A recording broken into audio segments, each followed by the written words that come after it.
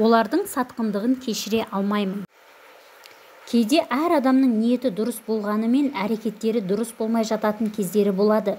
Мен де бүгін сол жайлы айтайын деген едім. Өзгелерді кінәлі етіп, өзімді ақтап алу үшін оқиғамды баяндап отырған жоқпын. Тек қана менің жүріп өткен жолымнан қателіктерді көрген адамдар сол жолға аяқ баспаса екен деймін. Жүйкеге салмақ түсіретін қиын жағдайларды бастан кешкен соң мен ары қарай өмір сүргім келмеді. Өз-өзіме қол жұмсауға дейін барғанмын, бірақ мені әкем құтқарып қалған болатын. Содан кейін есеңгіреп жүрген кезімде қайтадан тұрмыс құрып жаңа өмір бастадым. Қайғы-мұңның барлығын ұмыттым-ау дегенімде, одан да сорақысы шығып, есім ауып қала жаздады. Қазір қай жолды таңдарымды білмей, кеудемдегі күйік отын қалай сөндірерімді білмей қиналып жүрмін. Сондықтан көпшіліктің ақыл-кеңесіне жүгінгенді жөн санап отырмын. Алғашқы некемнен жолым болмады. Күйеуіммен бірге өмір сүру мүмкін болмай кеткендіктен осы жолдың дұрыстығына күмәнім болмағанды. Күйеуім тиран еркектердің қатарынан еді. Тұрмысқа шыққанша әдемі болып ешқандай сыр білдірмейді ғой, бірақ бірге тұра бастаған уақытта мен оның жауыздығының куәсі болдым. Аяғым ауыр кезде де ол мені аяған жоқ. Сонда да өзімнің өмірлік жарым болады деп таңдаған адамым ғой деп ата-анама шағым айтуға да жүрексіндім. Оларды уайымдатқым келмеді. Бір күні басылар деп күттім, бірақ бала өмірге келгеннен кейін де ол әдетін доғармады.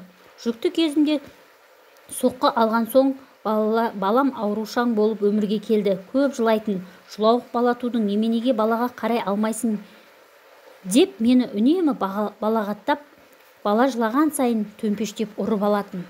Қашанғы шыдайын, мұндай отбасының болашағы жоқ екеніне көзім жеткен соң ажырасып кеттім. Ата-анамның үйіне қайтып келдім. Арлансам да, зарлансам да, менің басқа амалым жоқтықтан сол жерде тұруыма тура келді.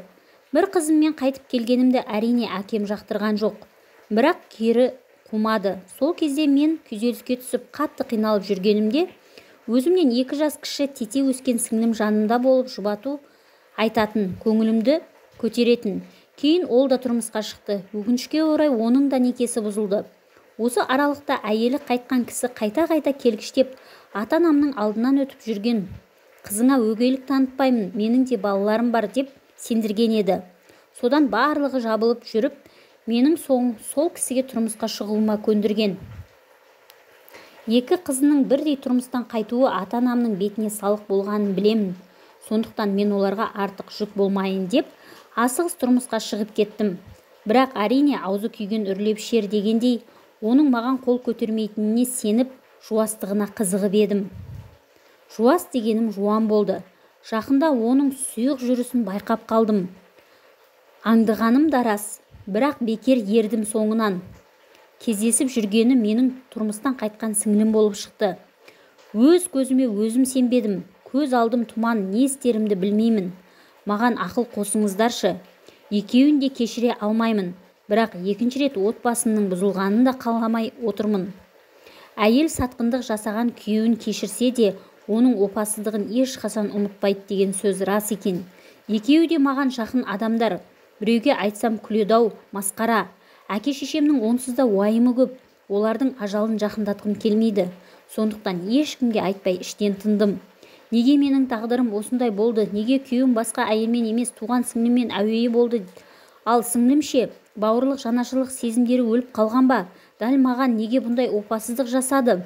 Онсыз да менің де, оның да тағдырын көрген теперішіміз аз емес еді ғой. Неге деген сансыз сауалдар миымның төңірегінен шықпай қалды. Тіпті аз уақыттан соң бомба болып жарылатын секілді. Менің бастапқыдағы ниетім түзу еді ғой. Қайсы жаман пиғылымнан осындай жағдайларға тап болдым екен? Қазір тек қана өсіп келе жатқан қызыма қараймын да, менің тағдырым қызымның басында қайталанбаса екен деп тілеймін. Сіңлімнің ақымақтығына, маған адал деп сеніп келген күйеуімнің нәпсі құмарлығына қарап, өмір-ай неткен қатал едің, жанымды сонша жаралайтындай, не жазып едім деп күйінемін. Күйеуіме деген қызғаныш емес, аяққа тапталған сенім ғой күйдіріп бара жатқан. Күйеуіммен де сіңліммен де жеке-жеке сөйлестім, мойындамады. Өз көзіммен көрдім ғой, қолыммен ұстап алмасам да екеуінің жазысқан хаттарын оқыдым. Кейін күйеуім бәрін телефоннан өшіріп тастапты. Не істеймін, күйініп кеткенде ата-анама айтқым келеді. Бірақ олар білсе қандай күйде болатынын елестетудің өзі қорқынышты. Олар мұндай сұмдықты көтере алмасы анық. Онсыз да бір рет баға қайтқан екі бірдей қызының жағдайы осындай сұмдыққа ұласыпты десе, сол күн-ақ жүректері тоқтап қалатын шығар. Уайымнан шөгіп кеткен ата-анамды аяғандықтан мен барлығын ішіме жұтып жүрмін. Өмірдегі ең қиын іс жүрегіңнен қан сорғалатып көзіңнен тамған кезде оны сыртқа білдірмеу өтірік бақытты адамның күйін кешу екен.